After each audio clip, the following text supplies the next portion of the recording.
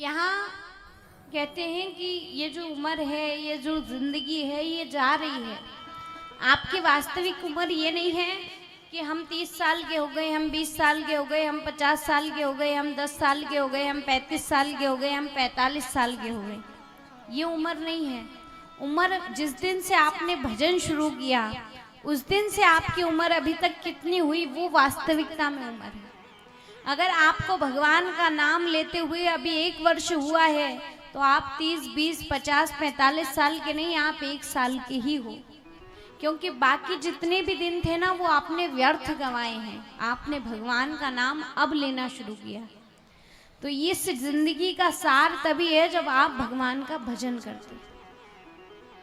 यहाँ पे जैसे ही सुखदेव जी महाराज ने कहा मैं 12 वर्ष की समाधि गर्भ में लेता हूँ, उस समय बाबा भोलेनाथ आए और आकर चले भी गए, पर सुखदेव जी बाहर नहीं आए थे।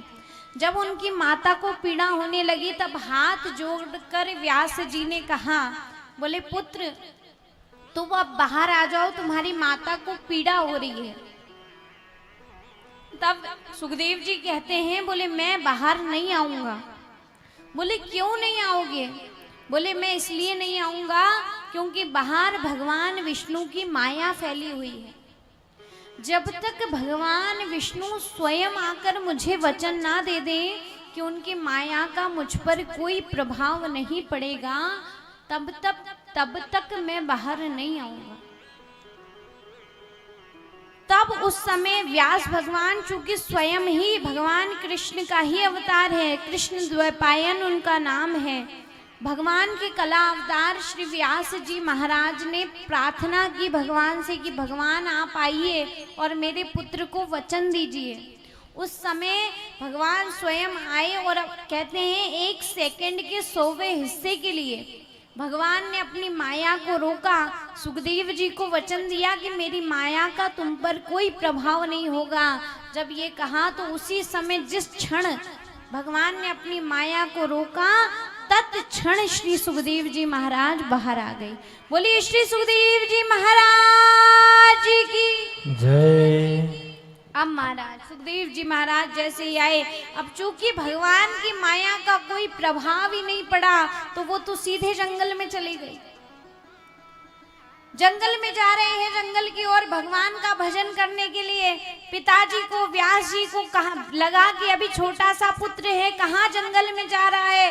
पिताजी ने आवाज दी, हे पुत्र रुक जाओ, कहाँ जा रहे हो? अरे पुत्र रुक जाओ, कहाँ जा रहे हो?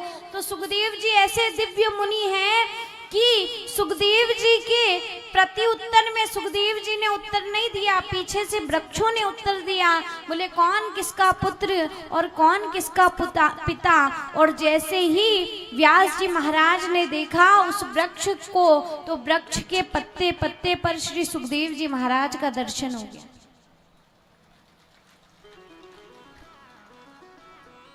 जैसे ही सुखदेव जी महाराज का जन्म हुआ, वो जंगल में जाके तप करने लगे। अब यहाँ बात आती है कि ये तो सुखदेव जी के जन्म की कथा हुई, सुखदेव जी को भागवत कैसे मिली, भागवत की रचना कैसे हुई? तो यहाँ कथा आती है।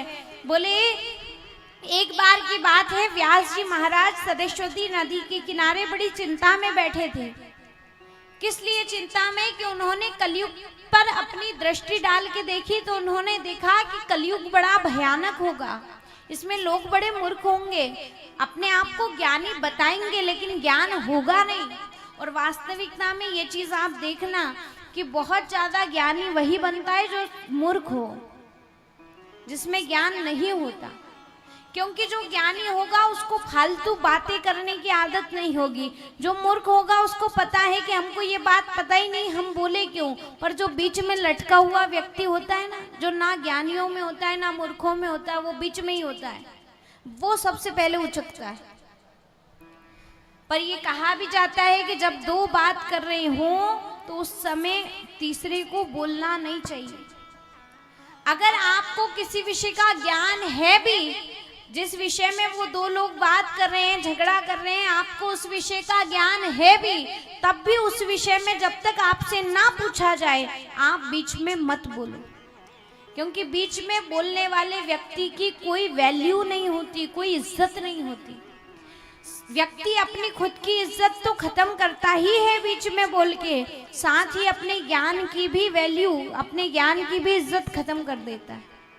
इसलिए कभी बीच में उचकना नहीं चाहिए। कहते ना आधी रोटी में तू क्यों दाल ले रहे हो, तू क्यों बीच में उचक रहे हो।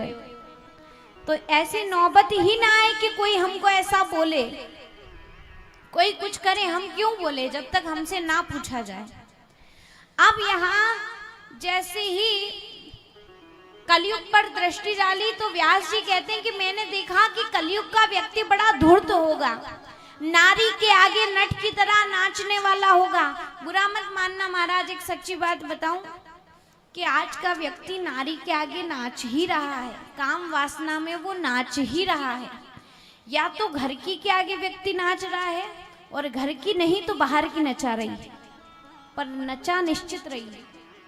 इसलिए कलयुग से बचे, इस काम वासना से बचे। कलयुग में पाप काम वासना के कारण ही होते हैं। बोले कलयुग में व्यक्ति में सही गलत का कोई ज्ञान नहीं होगा, और जब उसमें ज्ञान नहीं है तो वो क्या पढ़ेगा, क्या शास्त्रों का अध्ययन करेगा। आजकल व्यक्ति को केवल सोशल मीडिया पे फालतू ज्ञान झाड़ने की कह दो। अनपढ़ से अनपढ़ व्यक्ति भी ये बातें बोल रहे हैं। श्री कृष्ण भगवत गीता में कह के गए, जैसे उसने पूरी गीता जी पढ़ी है। अगर गीता का एक श्लोक पूछ लो ना इन लोगों से जो रील बना रहे हैं कि पार्थ ऐसा नहीं करना चाहिए, पार्थ वैसा नहीं करना चाहिए, वो पार्थ पार्थ करना भूल जाएंगे। अगर उनसे पूछ लो कि वास्तविकता में इतनी भगवत गीता अगर तुमने पढ़ी है तो बताओ भगवत गीता का एक आधे श्लोक। सोशल मीडिया आधे से ज्यादा भ्रांति भ्रम अगर धर्म के प्रति कोई फैला रहा है तो वो सोशल मीडिया फैला रहा है। हम लोगों को जीवन हो गया, हम तो छोटे ही हैं, आप लोगों को कई ऐसे लोग हैं हमारे दादा दादी जैसे, नाना नानी जैसे, माता पिता जैसे, इनका जीवन हो गया। आप लोगों का भी जीवन हो गया होगा। ये बात बताओ, आज तक आप लाल रंग के धागे की राखी ही बांधते आए हैं ना अपने भाइयों को। आजकल सोशल मीडिया पे बड़ा ट्रेंड चला महाराज, अगर रील से स्क्रॉल करो आप तो उसमें आ रहा है, बोले लाल रंग की राखी बांधी तो भाई के साथ होगा ऐसा अपशगुन। लो, अब उनसे पूछो कि भैया कहाँ पढ़ा है तुमने जो तुम बता रहे हो। और कई लोग मूर्खों की तरह वैसी रील्स को शेयर करते हैं, आगे बढ़ा देते हैं, जबकि शास्त्रों में लिखा गया है कि श्रवण पूर्णिमा के दिन, जैसे कल 9 तारीख है, कल रक्षाबंधन है, कल रक्षाबंधन है ना, तो सबसे पहले तो आप सभी को रक्षाबंधन की बहुत बहुत शुभकामनाएं। कल आनंद से अपने घर में त्योहार मनाएं। कल 9 तारीख है, रक्षाबंधन पर भद्रा का कोई साया नहीं है, तो सुबह से ही शुभ मुहूर्त है। सुबह 7:30 बजे से 9 बजे तक बहुत शुभ मुहूर्त है। इस मुहूर्त में अगर आप अपने भाइयों को राखी बांधते हैं तो आपके भाई की आयु की वृद्धि होगी, साथ ही उसके घर में धन्य धान्य की भी वृद्धि होगी। जब भाई के घर में धन्य धान्य होगा, भाई की आयु की वृद्धि होगी, तो बहनें अपने आप ही खुश रहेंगी। उसके बाद में 9 से 10:30 के बीच में राहु काल है, तो उस समय में भूल से भी अपने भाइयों को राखी ना बांधें। फिर कहते हैं कि उसके बाद में दोपहर में 11:30 बजे से 3 बजे तक बड़े शुभ मुहूर्त है। अभिजीत मुहूर्त भी उसी में आता है, चर लाभ का मुहूर्त है। उस समय में भी अगर आप अपने भाइयों को राखी बांधते हैं तो उनकी आयु निश्चित वृद्धि होगी, धन्य धान्य की वृद्धि होगी, लाभ ही लाभ होगा आपको भी और आपके भाइयों को भी। लेकिन यहाँ भ्रांति क्या है, बोले लाल रंग के धागे की राखी मत बांधो। भैया किसने कहा? हमारे यहाँ रक्त वर्ण लाल रंग जो होता है वो शुभ माना जाता है, और आज लोग सोशल मीडिया पे उसको गलत बता रहे हैं। जबकि यहाँ कहा गया कि रक्षाबंधन के दिन सबसे बढ़िया, सबसे पहले स्नान ध्यान करके भगवान का पूजन करके और राखी पहले भगवान को बांधे, तो 3 भगवान को राखी अवश्य बांधे। 3 भगवान कौन कौन से? बोले पहले भगवान श्री कृष्ण, जिन्होंने केवल द्रौपदी ने साड़ी चीर करे और केवल उंगली पर बांधी थी, है ना। लेकिन उन श्री कृष्ण ने कैसी लाज रखी द्रौपदी की, तो भगवान श्री कृष्ण को राखी इसलिए बांधे कि वो हमारी भी लाज रखे। फिर बोले दूसरी राखी, तो बोले दूसरी राखी बांधे बाबा भोलेनाथ को।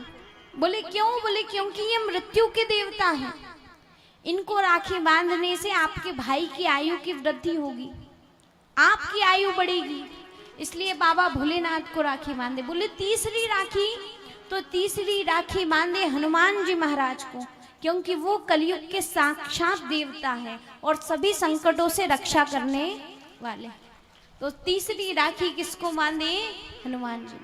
बढ़िया, भगवान की पूजन करके भगवान को राखी बांध के फिर आसन लगाएं, अपने भाई को बिठाएं, अपने भाई को तिलक करें। तो तिलक हमेशा अनामिका और अंगूठे से ऊपर की ओर करना चाहिए, नीचे की ओर नहीं, ऊपर की ओर, ताकि वो अपने जीवन में ऊपर ही बढ़े, आगे ही बढ़े। ऊपर की ओर तिलक करें, बढ़िया आरती करें, मिठाई खिलाएं और फिर रक्षा सूत्र बांधे। तो यहाँ 3 धागों का वर्णन किया गया है। बोले पहला लाल रंग का धागा, जिससे आपके घर में लाभ ही लाभ हो। दूसरा हरे रंग की राखी भी आप बांध सकते हैं, ताकि घर हरा भरा रहे, भरा भरा रहे। और तीसरा श्वेत वर्ण की राखी भी आप बांध सकते हो। इसलिए ये सोशल मीडिया की भ्रांतियों से बचे। इसलिए कहती हूँ कि आप खुद भी थोड़ा अध्ययन करें। जब आप अध्ययन करेंगे, जब आप पढ़ेंगे, तो आप गलत काम नहीं करेंगे। वरना आप सोचेंगे अच्छा इस रील पे व्यूज ज्यादा है, मतलब ये बात सही कही होगी, इस रील को ज्यादा लोगों ने देखा है, मतलब ये बात इनकी सही होगी, भले ही वो गलत कह रहे हैं। ये बातें माने और समझे।